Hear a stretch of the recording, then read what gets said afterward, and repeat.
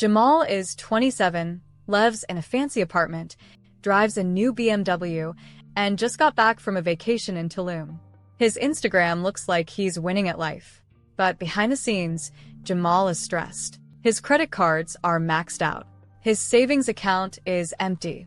And one emergency, like a flat tire or job loss, could break him. This is what happens when you live above your means. It doesn't always look like struggle. In fact, it can look successful from the outside. But underneath, it's a trap that millions of people fall into without even realizing it. This video isn't here to make you feel bad. It's here to show you what really happens when you spend more than you earn and how to turn things around with smart, doable steps. We'll look at surprising facts and powerful tips that can help you build real wealth, not just the look of it. Number 1. The invisible spiral. What really happens when you live above your means? Jamal makes $90,000 a year. That sounds like a lot, right? But at the end of every month, he has nothing left. His rent is high, he drives a leased BMW, eats out often, and pays for 5 different streaming services. He's also using buy now, pay later, apps for clothes and tech. His friends think he's doing well, but Jamal is stuck. He's living paycheck to paycheck, and one small emergency could put him in serious debt. This is what living above your means looks like in today's world. It's not just about being reckless. It's often about trying to keep up, look successful, or reward yourself after working hard. But here's the truth. It can turn into a dangerous spiral. You might start by spending just a little more than you earn. At first, it doesn't seem like a big deal. But over time, the bills pile up. Credit card balances grow. Interest starts adding up. Before you know it, you're stuck in a cycle where you borrow from one card to pay another, or you're relying on BNPL, buy now, pay later, just to get by. It's called the rich-broke problem, when someone looks rich but is actually broke inside. Social media makes this even worse. On Instagram or TikTok, everyone seems to be traveling, wearing designer clothes, or living in beautiful apartments. But most of those people are in the same boat as Jamal, faking it, not making it. Let's look at some real numbers. A report showed that 60% of millennials earning over $100,000 a year still live paycheck to paycheck. The average American has over $7,200 in credit card debt. Buy now, pay later usage went up 40%, mostly for non-essential items like fashion and electronics. Living above your means doesn't just cost money, it costs peace of mind. You might be smiling in photos but feeling anxious at night. And the longer you stay in this pattern, the harder it becomes to escape. In essence, once you see the spiral clearly, you can start climbing out. You don't have to give up everything. You just have to shift how you think about money, success, and what really matters. Number 2. The psychology behind it. Why we spend more than we earn. Why do so many people, like Jamal, keep spending more than they earn, even when they know it's risky? The answer isn't just about math. It's about how our brains work. One big reason is something called lifestyle mirroring. This means we start copying the lifestyle of people around us, even if we can't afford it. If your friends are going out to expensive dinners, wearing designer shoes, or traveling every few months, you might feel like you need to do the same. Nobody wants to feel left out. Then there's social media pressure. We scroll through perfect photos and luxury videos all day. It makes us feel like we're missing out or falling behind. This leads to affluenza, a feeling that you need to have more just to feel good enough. On top of that, spending money gives us a short-term high. Buying new things triggers a part of the brain called the reward center. It gives you a quick hit of pleasure, but it doesn't last. That's called dopamine debt. You feel good when you buy something, but later comes the guilt, the bill, and the stress. Even small choices add up. Ordering food delivery instead of cooking, upgrading your phone early, or buying clothes for events you don't need. These are emotional decisions, not logical ones. The truth is, most overspending starts with feelings, not numbers. But when you understand why you spend the way you do, you can take back control. You can learn to spend with purpose, not pressure. Number 3. The real cost. What you lose beyond just money. Most people think the worst part of living above your means is being broke. But the real damage goes much deeper than your wallet. Let's start with how it feels. When you're always trying to keep up with bills, rent, and debt, you start to feel anxious and tired. You worry about money all the time, even if no one knows. You might have trouble sleeping, feel ashamed, or snap at people you care about. That stress builds up, and it takes a toll on your mental health. Then there's the long-term damage. If you're using all your money to keep up appearances, you're not saving or investing.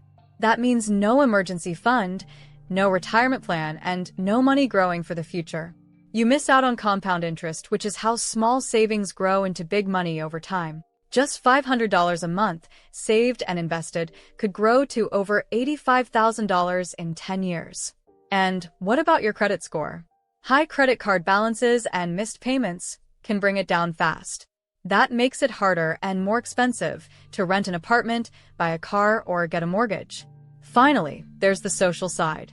If you're always saying yes to things you can't afford, it can feel fake. Or worse, you might start pulling away from people just to hide your money problems. Debt can lead to isolation, shame, and even broken friendships. In the end, living above your means costs more than dollars. It can take your peace, your future, and your confidence. It's never too late to change direction. Number 4, flip the script. How to escape living above your means. So, you've been living above your means. That doesn't make you a failure. It makes you normal. But now it's time to flip the script. You don't need to be rich to live well. You just need to get smart, focused, and honest with yourself. Forget what social media tells you a good life looks like. Instead, ask yourself, what feels rich to me? Maybe it's a peaceful home, a flexible job, or being able to travel without stress. That's your version of a rich life. Spend money on things that matter to you, not on impressing others.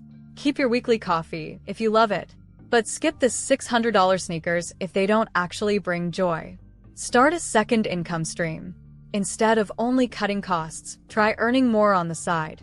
This doesn't mean overworking. It means finding simple ways to bring in extra money, doing something you enjoy or are good at. Sell digital downloads on Etsy or Gumroad.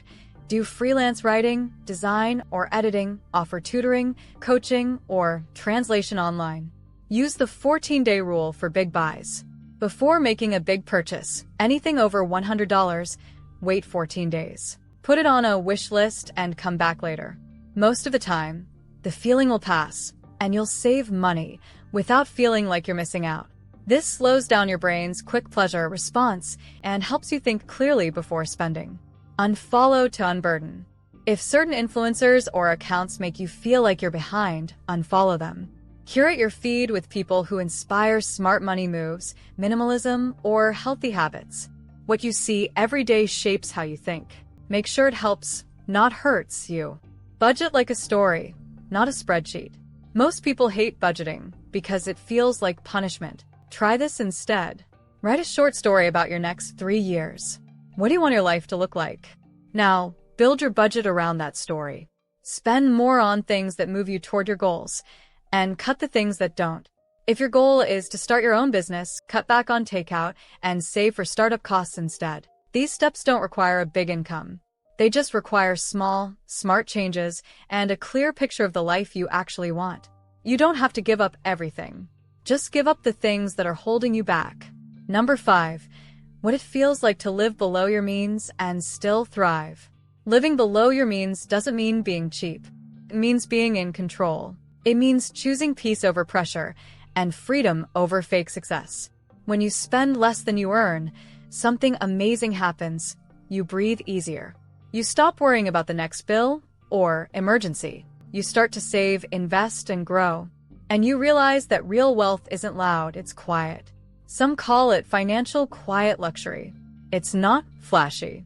You might not be posting luxury vacations or shopping bags, but you have something more valuable: options. You can take a break when you're tired. You can say no to a bad job. You can help your family or chase a dream. Jamal from our first story made the shift.